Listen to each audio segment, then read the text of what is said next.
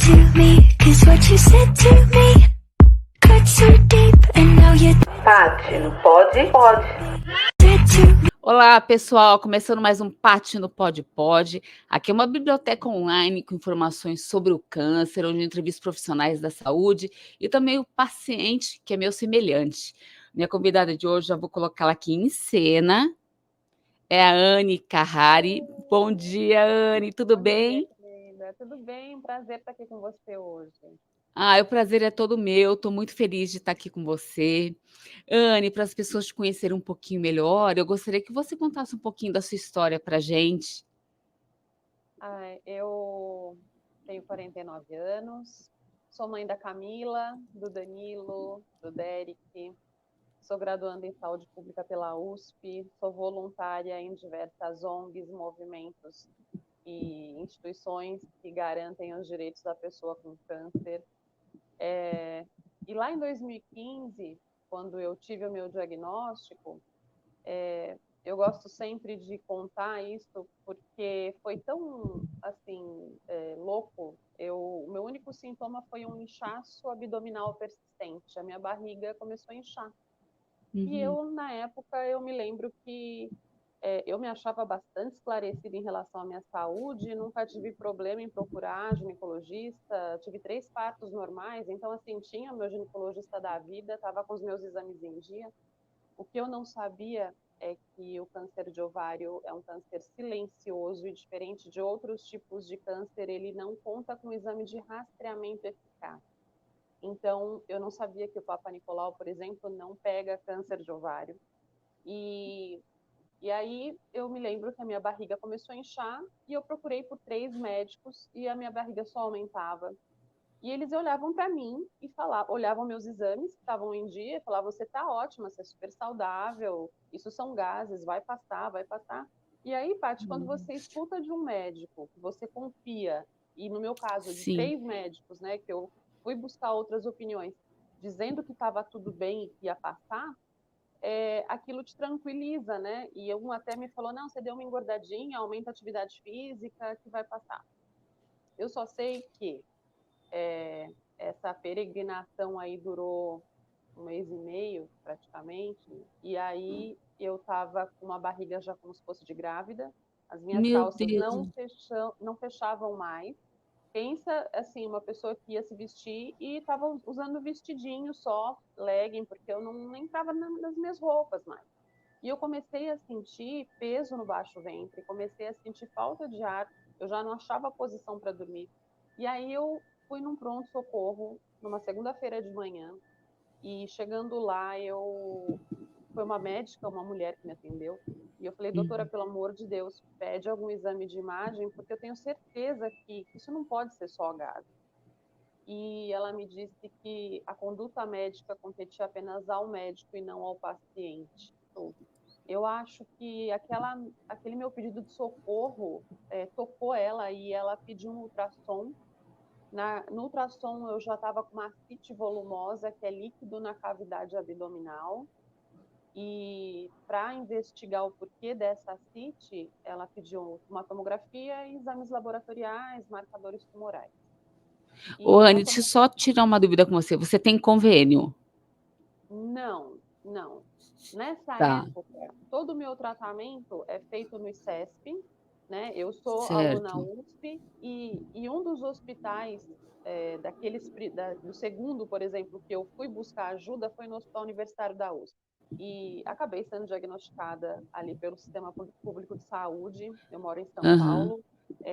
Entendo que o nosso SUS aqui de São Paulo é um SUS diferente de muitos sistemas públicos de saúde que a gente tem pelo nosso Brasil, né? Eu entendo dos meus privilégios como uma mulher branca que mora num grande centro e que se trata, né, há 9 anos num hospital que é referência em câncer. Mas a Sim, trajetória não é fácil, né? E eu não gosto de é. contar essa história porque o desafio diagnóstico do câncer de ovário é muito recorrente. Então, eu lembro que na tomografia é que eles localizaram múltiplos tumores por todo o meu abdômen, fígado, peritônio, e ali eu já fiquei internada para fazer minha primeira cirurgia citoredutora. E eu me sentia culpada, Paty, porque eu falava, como assim? Eu fui diagnosticada com câncer avançado, sendo que eu me achava esclarecida e cuidadosa com a minha saúde. E E você aí, foi realmente cuidadosa, né? Porque você foi atrás, 3 médicos assim, você se consultou, né? sim. E aí a gente entra, Paty, numa camada muito complicada ainda de conversar na nossa sociedade, que é a invisibilidade da mulher, né? O quanto a Sim. nossa fala não é ouvida, o quanto a gente precisa gritar. De novo, né, entendendo os meus privilégios de uma mulher branca que mora num grande centro, eu fico me perguntando, uma mulher que mora numa zona rural, uma mulher negra, uma mulher periférica, Sim. como é difícil a gente ser ouvida pelo profissional de saúde, né? Isso é uma coisa que a gente vem tentando desconstruir e tentando tornar a relação médico-paciente uma via mais horizontal, que eu acho que é o ideal para todos, mas não é Uhum. fácil, né? Não é fácil. Não é. E aí eu fiquei internada já naquele momento para fazer a primeira ciclorredutora e Imagina o também susto que você levou, né? sim. E aí quando a gente fala em comunicação em saúde, né, você é jornalista e você provavelmente já passou por isso também. Naquele momento que eu fiquei internada já para fazer a primeira ciclorredutora, nenhum médico veio conversar comigo sobre o que poderia ser e como seria. Uhum. Eles chamaram meu marido e o meu marido é que veio me contar que eu teria que passar por uma Nossa. grande cirurgia, que eles não conseguiam localizar qual era o sítio primário do câncer, porque eu já tinha metástases à distância. E aí, Nossa. imagina, para um homem leigo que não gosta de hospital, sabe, que tem medo, ter que me Uhum. comunicar sobre isso e ter que falar que o prognóstico não era bom. Então, só sei que foi assim, eu me deparei com uma maneira de ser diagnosticada e uma, uma, uma vulnerabilidade mesmo de comunicação ali no momento do meu diagnóstico. E acho que por isso Uhum. que hoje eu gosto tanto de falar sobre isso, né? Estudo sobre isso. E eu me lembro que, ainda internada, eu fui para a internet para procurar é, o que era o câncer de ovário, porque eu nunca tinha ouvido falar, eu não conhecia campanhas de conscientização, porque ainda hoje a gente não tem, a gente, de um ano ou dois para cá, é que a gente vem construindo isso, e ainda é um câncer muito negligenciado. Apesar de ser um câncer menos incidente, ele é o mais letal dos cânceres ginecológicos. Então, a gente precisa ficar muito atenta, né, aos sinais e sintomas do nosso corpo. Fui para a internet, Paty, o que eu achei foram taxas de sobrevida de menos de 20% em 5 anos. E eu falava, não é Nossa. possível, não quero, não posso deixar meus filhos, não posso deixar meu marido. Eu preciso achar uma mulher que já tenha passado por isso para ela me contar como é que é essa trajetória. E para o meu desespero, eu digitei, assim, sobreviver ao câncer de ovário, porque eu achava bastante paciente de câncer de mama, que sempre Sim. conversam mais sobre isso, expõem as experiências pessoais. Em 2015, eu digitei lá sobreviver ao câncer de ovário e eu não achei ninguém. E aí, naquele momento, eu me senti realmente num quarto escuro, sozinha, como se aquilo estivesse acontecendo só comigo. E aí eu falei, meu Deus, eu não acho porque de repente elas não sobrevivem mesmo e de repente são pegas de surpresa, assim como eu fui. E eu não sei se eu tenho chance, né? E aquilo Ô, Anne, começou a me você abalar. sentiu que poderia morrer? Na verdade, eu comecei a sentir, entender a gravidade quando eu fui pesquisar, Paty, porque é isso que eu estou te falando, os médicos não conversavam Não falavam nada, né? não falavam a real para mim, não falavam questão das metástases. Eu fui entender quando eu abri meu anátomo patológico, que tinha 15 páginas, né, de Meu órgãos Deus. internos que foram, retirei baço, vesícula, parte de bexiga, fiquei com a urostomia um tempo. Aí foram várias, assim, eu retirei acho que mais de 8 órgãos. E além de fazer a esterectomia e a pan-esterec é a oforectomia, né? Que coloca a gente numa menopausa cirúrgica imediata e que também tem Nossa. outros desdobramentos, mas enfim, a parte do fígado e a parte da bexiga até hoje e do peritônio que é o órgão que reveste a nossa cavidade abdominal, até hoje eu tenho metástases ativas e faço tratamento contínuo, mas é aquilo, faltou comunicação, porque o Sim, primeiro contato que eu tive com o nome e o sobrenome do meu câncer foi pela internet e com essa visão de que eu não teria muita chance. Ô, Anne, você acha que o fato, né, de você estar numa rede pública, foi por isso que houve essa negligência, ou você acha que não tem nada a ver, poderia acontecer também numa rede privada? Eu O que que acho, você eu acha que acho, aconteceu? eu acho que um dos médicos que eu procurei antes de ir para a rede pública foi um médico particular. Então, Entendi. aí a gente está de frente com um sistema de saúde, tanto público quanto privado, que de repente precisa rever a gente se perdeu em algum ponto, Paty, Uhum, de o médico não ter tempo de olhar para o paciente, de não ter tempo de examinar clinicamente o paciente e não levar em conta as queixas desse paciente, né? Então, não investigar. Então, se aquele meu primeiro ginecologista, que era um ginecologista particular, que me conhecia, se ele tivesse falado, não, vamos investigar então por quê? Vou te pedir um ultrassom, vou te pedir um exame de sangue, vou te pedir um, né? porque são exames Talvez, simples, né? às vezes, um exame simples pudesse, né? A gente não Sim, sabe, mas enfim, talvez eu pudesse ter sido diagnosticada um pouco mais precocemente. Mas, enfim, então por isso que eu sempre digo, né? E eu, na minha experiência com outras pacientes, eu vejo os enfrentamentos, eles não são privilégios do nosso sistema público de saúde, eles acontecem e são recorrentes no sistema suplementar, no sistema privado e no sistema público, né? Infelizmente, e principalmente quando a gente fala de cânceres ginecológicos, né? Que aí a gente entra nessa parte de não ter grandes campanhas de conscientização, a gente conhece mais o câncer do colo do útero, que é passível de prevenção, rastreamento e vacinação, e ainda assim é um grande tabu na nossa sociedade, né? E aí falar de câncer de ovário, que não tem exame de rastreamento, não tem como fazer diagnóstico precoce, isso se torna um desafio ainda maior. E aí, naquele sim. momento que eu digitei sobreviver ao câncer de ovário e não achei ninguém, eu falei, eu preciso falar que isso existe.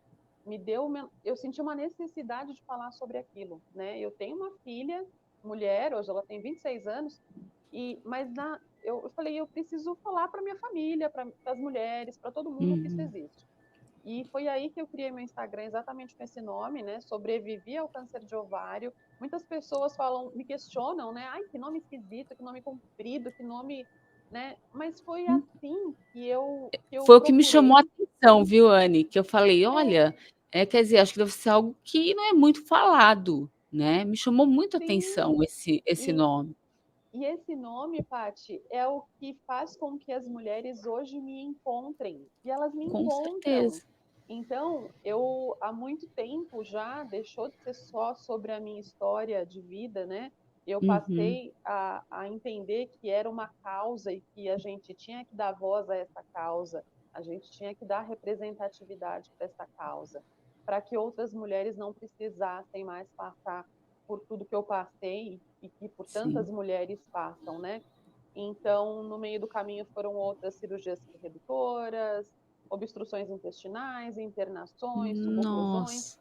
Descobri que sou portadora da mutação BRCA1, que é uma mutação que me coloca num risco maior de vir a desenvolver câncer de mama, câncer de ovário. E isso é uma coisa muito interessante da gente falar também, Paty. Sim. Eu sempre fui no ginecologista e Hum. o meu histórico familiar nunca foi motivo de conversa. Então, eu tenho um histórico familiar bem representativo. Eu tive tias que tiveram câncer de mama, câncer de ovário, mas nunca me foi perguntado. Só depois de 3 anos recidivando do primeiro diagnóstico e sendo repetidamente exposta a quimioterapias citotóxicas, é que eu Meu descobri que Deus. eu tenho a mutação no BRCA1 e a partir daquele momento é uma coisa que a princípio parece assustador, né, para muitas pacientes, para muitas pessoas, mas aquilo para mim foi uma informação fundamental, né? Porque aquilo foi um norteador para o meu tratamento daí para frente.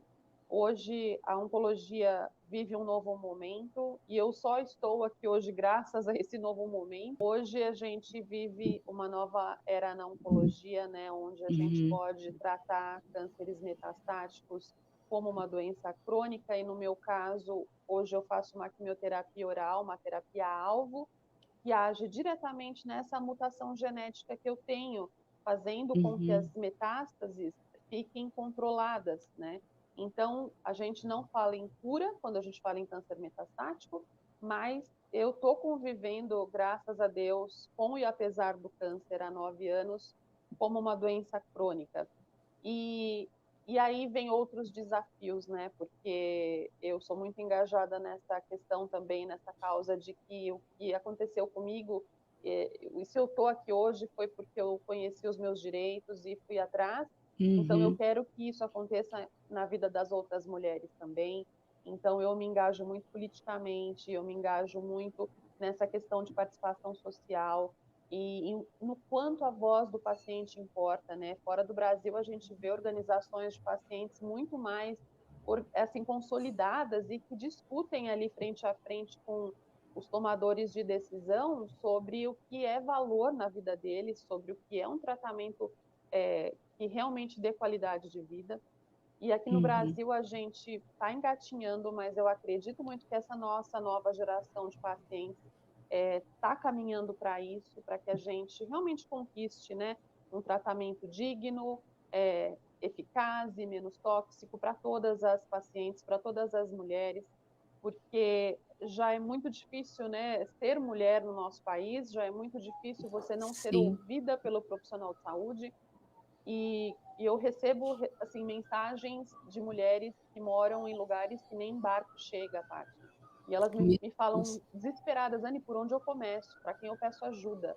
Eu não sei, minha barriga está desse tamanho, eu tenho consulta para dar daqui 1 ano, e aí a gente tem que explicar que existe uma ouvidoria pública, que ela tem os direitos sim, que a gente tem o estatuto da pessoa com câncer, que a gente tem agora foi aprovada, né, a comissão aí nacional de política nacional de cuidado ao câncer para que traga esse aporte orçamentário, porque também não basta que a Conitec e que a CoSaúde aprove aí as medicações mais eficazes, se os nossos parlamentares não enxergam o câncer como uma prioridade, né, Paty? Aí não adianta, a gente está com drogas aí, até para câncer de mama, inclusive, que foram aprovadas pela Conitec, que já deveriam estar disponíveis no SUS, e eles rebatem dizendo que não tem questão orçamentária para isso. Então, quer dizer, falta a gente brigar muito, falta a gente mostrar que a gente conhece nossos direitos e que a gente precisa disso para viver, né? E as mulheres precisam disso para viver. A gente, às vezes, cobra muito das questões governamentais, mas a gente esquece que a gente é ator fundamental dessas questões e a gente precisa se apropriar desse papel.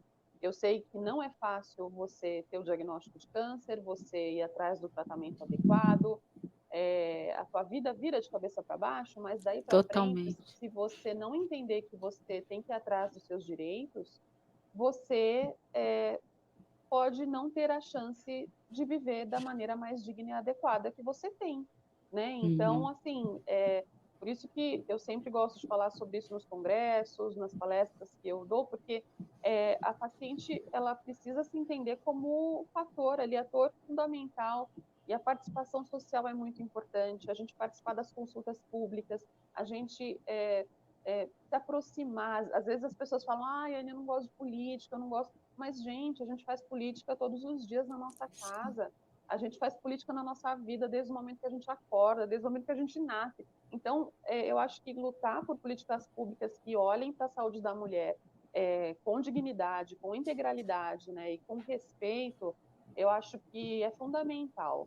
E uma coisa que me deixa muito brava, sabe, Paty, é ainda ver que os cânceres ginecológicos carregam tabus, carregam uma questão de promiscuidade, principalmente quando a gente fala de câncer do colo do útero, por exemplo, né? se coloca muito nas costas da mulher a questão da prevenção da doença, sendo que a gente sabe que o vetor da doença são os homens e que os meninos também têm que ser vacinados. Então, cuidar da saúde da mulher e da saúde ginecológica é uma questão, é um papel de toda a sociedade, né? Porque todo mundo nasceu de uma mulher. Então, se a gente não priorizar a saúde da mulher, a gente não vai estar priorizando a vida, a gente não vai estar priorizando a sociedade. Exatamente. Então, por isso que a gente tem que ser bem brava nesse ponto, sabe, Paty? E por isso que eu gosto muito do teu trabalho com essa responsabilidade de comunicar sobre saúde que você tem. E vamos juntas, porque eu acredito que sozinha Sim. a gente não vai longe, a gente não consegue. Não. Mas quando a gente une vozes, a gente realmente consegue ser ouvida. Então, eu recentemente tive muito orgulho de estar em Brasília, podendo falar diretamente para os parlamentares sobre a importância da saúde da mulher, sobre a importância deles destinarem um orçamento específico para esse cuidado e o quanto a informação é poder e o quanto chegar mais pertinho das comunidades, das realidades múltiplas que a gente tem no nosso país, pode fazer a diferença. E câncer é uma doença cara de tratar e quanto mais tardio o diagnóstico, mais oneroso fica o tratamento. E pensando que em pouco tempo vai ser a principal causa de morte no nosso país, a gente precisa investir em formação de qualidade, em campanhas de conscientização, em exames de rastreamento, em médicos que conversem com seus pacientes, em políticas públicas que deem aporte para tudo isso, porque só assim a gente vai conseguir deixar um cenário aí melhor para as próximas gerações, para os nossos filhos. Sim. Você acredita que essa falta dessa atenção maior em relação ao câncer de ovário se dá também por a nossa sociedade ser muito machista? Eu acredito que isso faz parte, né? Eu acho que a gente vive num sistema patriarcal, num sistema Uhum. que a mulher é muito sobrecarregada, a mulher ela dá conta de múltiplas funções e ela mesmo observando sinais e sintomas e pedindo ajuda, ela não é escutada. E às vezes eu acho que a gente precisa realmente botar a nossa voz mesmo, né? E quando eu coloco a minha cara aqui para falar, quando você coloca, Paty, a gente está incentivando com que mulheres que estão lá longe, né? E com que Uhum. mulheres que têm vergonha de falar de sintomas, por exemplo, ginecológicos, ou se tem um sangramento, ou se tem alguma outra questão ginecológica, ela vai protelando, ela, por vergonha, ela vai se colocando em segundo plano. Então, a gente tem que desconstruir isso, a gente tem sim que falar, né, que existe cânceres ginecológicos, câncer de ovário, de colo de útero, de vagina, de vulva, de endométrio, porque são cânceres negligenciados, porque estão ainda diretamente ligados com essa questão de que a mulher não pode falar sobre isso, que a mulher Sim.